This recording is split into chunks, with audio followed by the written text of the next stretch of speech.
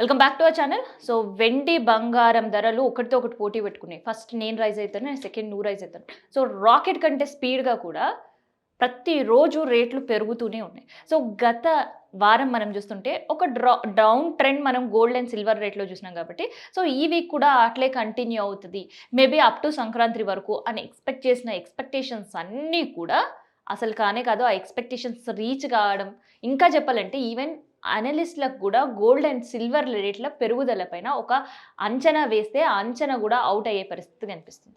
Yes. ఇంతకీ ఆ gold and silver రేట్లు పెరగడానికి కారణం అండ్ దాంతో పాటు ఎక్కడెక్కడ ఎట్లాంటి రేట్స్ ఉన్నాయని కూడా చెప్తా. అయితే ఇక్కడ మనం వెండి రేట్ విపరీతంగా పెరగడం లాస్ట్ 1 ఇయర్ నుంచి గమనిస్తూ ఉన్నాం.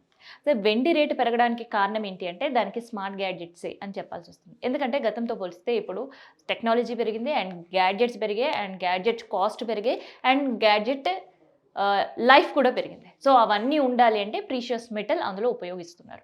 సో అందుకని ఏవైతే కంపెనీస్ ప్రీషియస్ మెటల్స్‌తో గ్యాడ్జెట్ ప్రారంభించి మార్కెట్‌లోకి తీసుకొస్తున్నారో సో వాళ్ళు ముందుగానే ఈ సిల్వర్ పర్చేజెస్ అనేవి చేసి పెట్టుకుంటున్నారు. ఎందుకంటే ఎప్పుడు ఎక్కడ ఇట్లాంటి రేట్స్ ఉంటాయో తెలీదు అండ్ వాళ్ళకుండే ఆర్డర్స్ కూడా ఉంటాయి కాబట్టి ముందుగానే సిల్వర్ పర్చేజెస్ అనేవి పెంచేశారు. సో ఆ సిల్వర్ పర్చేస్ పెరగడంతో మొత్తం మార్కెట్‌లో సిల్వర్ తగ్గడం అండ్ దాంతో పాటు వెండి ధరలు పెరగడం. సో ఇదే ట్రెండ్ కంటిన్యూ అవుతుంది కాబట్టి టన్నుల కొద్దీ సిల్వర్ కొంటూనే ఉన్నాయి కంపెనీలు. అందుకనే రేట్లు కూడా లక్షల పైనే పలికే పరిస్థితి కనిపిస్తుంది. అండ్ అండ్ బంగారానికి సంబంధించి వచ్చేసరికి సో గోల్డ్ రేట్స్ పెరగడానికి ఎన్నో కారణాలున్నాయి. సో గోల్డ్ రేట్ పెరగడానికి పలానా ఈ ఒక్క కారణం అని మనం చెప్పలేం.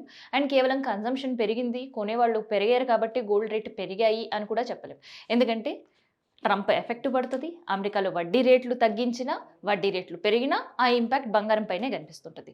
అండ్ ఏ విదేశాల్లో ఏ 2 దేశాలు గొడవలకెళ్ళినా అండ్ ఏ 2 దేశాల మధ్య యుద్ధ వాతావరణం ఉన్నా, ఏ 2 దేశాలు యుద్ధానికి సై అన్న. సో ఆ ఇంపాక్ట్ అంతా కూడా మళ్ళీ గోల్డ్ పైనే కనిపిస్తూ ఉంటది. సో ప్రీషియస్ మెటల్ కదా! అందుకనే చాలా రాకెట్ కంటే స్పీడ్‌గా పెరిగే పరిస్థితే కనిపిస్తుంది. అయితే హైదరాబాద్‌కొచ్చేసరికి ఒక్క రోజులోనే రూ. 1,500 పెరిగింది గోల్డ్. సో ఇంకా 2,00,000 ఎప్పుడవుతది అని ఆలోచించే లోపే పెరిగిపోయే ఛాన్సెస్ కూడా ఉన్నాయి. ఎందుకంటే ఇప్పటికే సిల్వర్ 2,65,000 దాటేస్తే 1,45,000 దగ్గరలో ఉంది ఇవాళ పసిడి రేట్. సో కేవలం హైదరాబాదేనా? మిగతా ప్రాంతాల్లో ఎక్కడుందో కూడా చూసేద్దాం. చలో.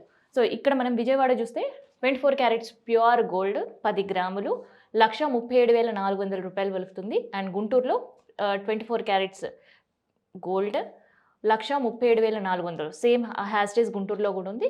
అండ్ దాంతోపాటు విశాఖలోదే అదే కనిపిస్తుంది. అయితే 24 క్యారెట్స్ గోల్డ్‌కి అండ్ 22 క్యారెట్స్ గోల్డ్‌కి మాత్రం కాస్త వ్యత్యాసం కనిపిస్తుంది. 1,25,000 చిల్లర ఈ 3 జిల్లాల్లో కూడా గోల్డ్ రేట్ కనిపిస్తుంది. అయితే దేశంలో మిగతా ప్రాంతాల్లో కూడా గోల్డ్ రేట్ చూద్దాం. కేవలం మనకి ఏపీ, తెలంగాణలో కాదు చాలా చోట్ల కూడా గోల్డ్ హై ట్రెండే మనకు కనిపిస్తుంది. చెన్నైలో మనం చూస్తుంటే 1,38,330 అండ్ బెంగుళూరులో చూస్తే సేమ్ అదే ట్రెండ్ మనకు కనిపిస్తుంది ఏదైతే ఇరు తెలుగు రాష్ట్రాల్లో ఉందో. అండ్ కోల్కతా కూడా సేమ్, ముంబై సేమ్ అండ్ ఢిల్లీలో కూడా కేవలం ఒక రూ. 150 మాత్రమే ఉంది పెరిగి. అండ్ ఆగ్రాలో కూడా సేమ్ అదే ట్రెండ్ కనిపిస్తుంది. సో ఆగ్రాలో కూడా 1,37,550 గోల్డ్ రేట్.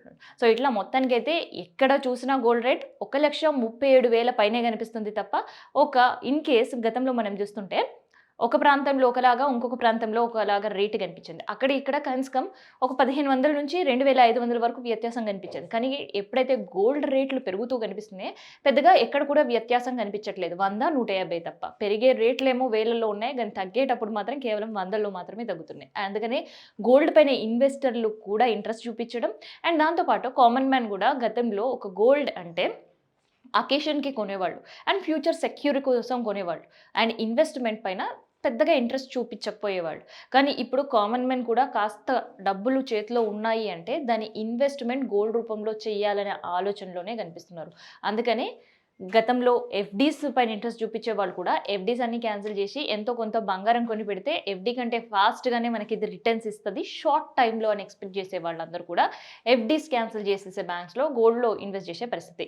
ఇంకొంతమంది కనీసం ఒక రూ. 1,000 ఉన్నా, రూ. 10 ఉన్నా రూ. 500 ఉన్నా, రూ. 10,000 ఉన్నా కానీ డైరెక్ట్‌గా గోల్డ్ కొని మనం చేతిలో పెట్టుకోకుండా డిజిటల్ గోల్డ్ కూడా ఆప్షన్స్ నంబర్ ఆఫ్ ఉండేసరికి సో డిజిటల్ గోల్డ్ రూపంలో ఫోన్‌పేస్‌లో కూడా గోల్డ్ పర్చేస్ చేస్తున్నారు. ఇంకొంతమంది గోల్డ్ బాండ్స్‌లో పైన ఇంట్రెస్ట్ చూపిస్తున్నారు.